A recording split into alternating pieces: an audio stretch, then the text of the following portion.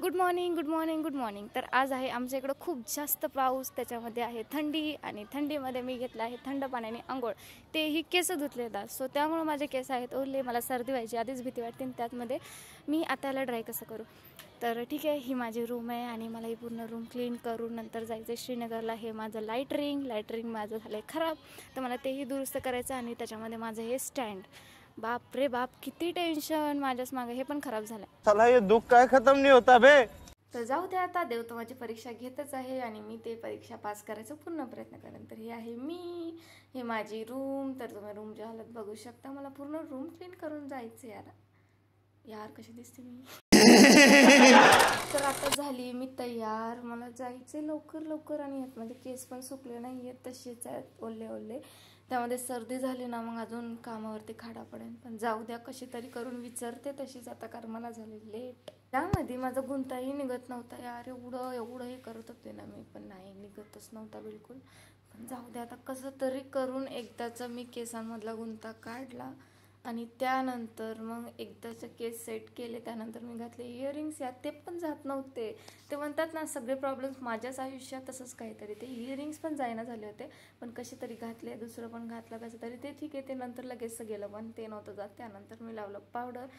आणि पावडर तर माझं असं लावणं की बापरे बाप, विचारूच नका, अर्धा निर्धा खालीच. त्यानंतर परफ्यूम तर मोस्ट इम्पॉर्टंट आहे.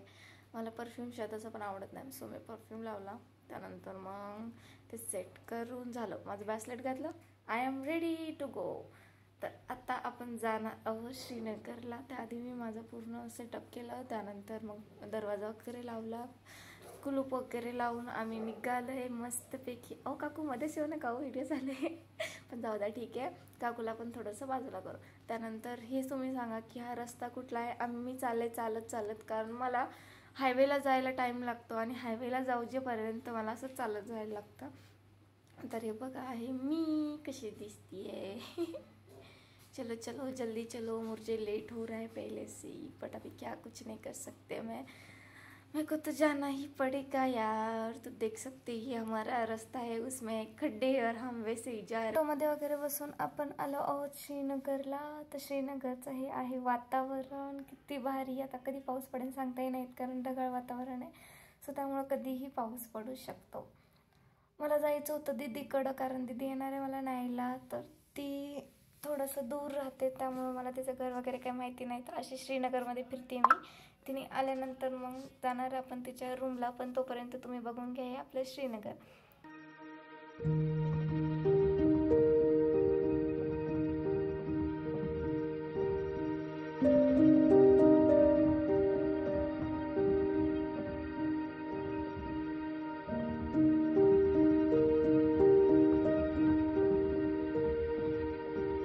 तर आता आपण आलोय दीदीच्या रूमला. तुम्ही बघू शकता दीदीची रूम कशी आहे.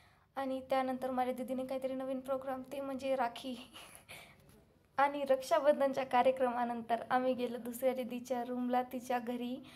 तर नंतर मग दीदीची अशी रूम होती, आणि आम्ही मग मस्त तिथं गप्पा वगैरे मारल्या, थोड्या वेळ बसलो वगैरे. आणि ते दीदी म्हणती माझ्यासोबत राहायला आहे वगैरे. नंतर आम्ही दुसऱ्या एका दीदीच्या रूमला गेलो, तिथं पण सेम तसंच तिची रूम वगैरे बघितली, गप्पा मारल्या.